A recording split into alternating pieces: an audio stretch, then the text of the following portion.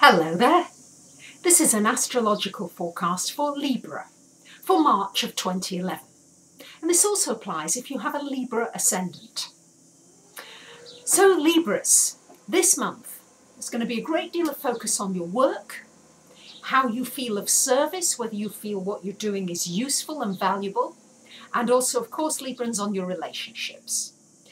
A big seismic change that's happening this month is the fact that Uranus on March 12th moves into Aries. And that's going to be opposite our sun, opposite the Libra sun.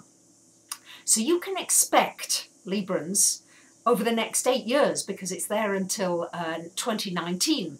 But usually when a planet goes into a sign at the very beginning, it has a huge impact because it's a big shift. It's been in Pisces for the last 7-8 years, and now all of a sudden it moves into Aries and it's opposite our sun. So opposite the sun means we're going to be shaken up, and particularly in our relationships.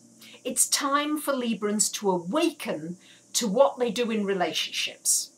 And I know for myself, being a Libran, in the past, particularly my younger years, I would always stay in a relationship long past its sell-by date, just because I wanted to be in a relationship. I so much wanted to share things with a partner.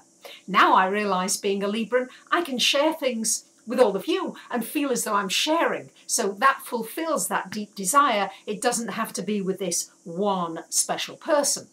So you can expect, with this Uranus coming into opposition with the sun sign of Libra, you can expect some upheaval, some changes in your relationships. And as I say, awakening.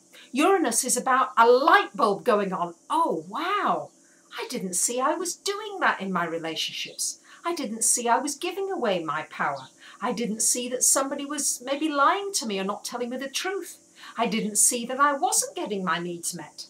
All of these things are going to come to light. And this month, got a lot of planets in this 7th house of relationship.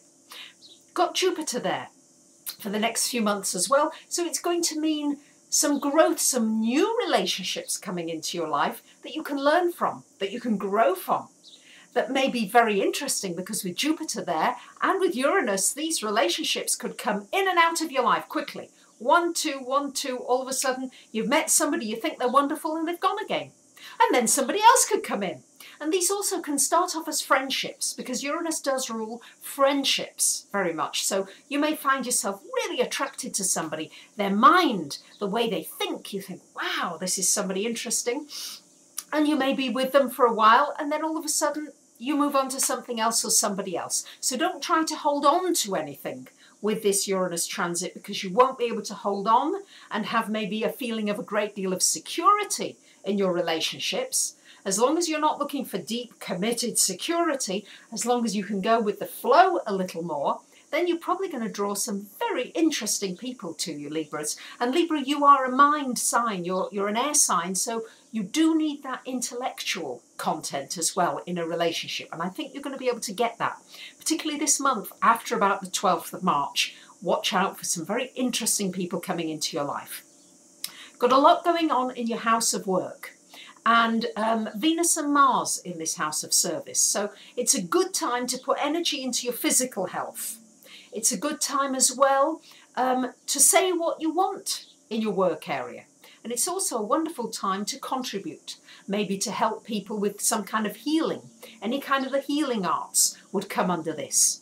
Any way in which you can use your hands, maybe for massage, or ways in which you can heal somebody or soothe somebody, bring somebody some soothing energy. This will be a great month to do that.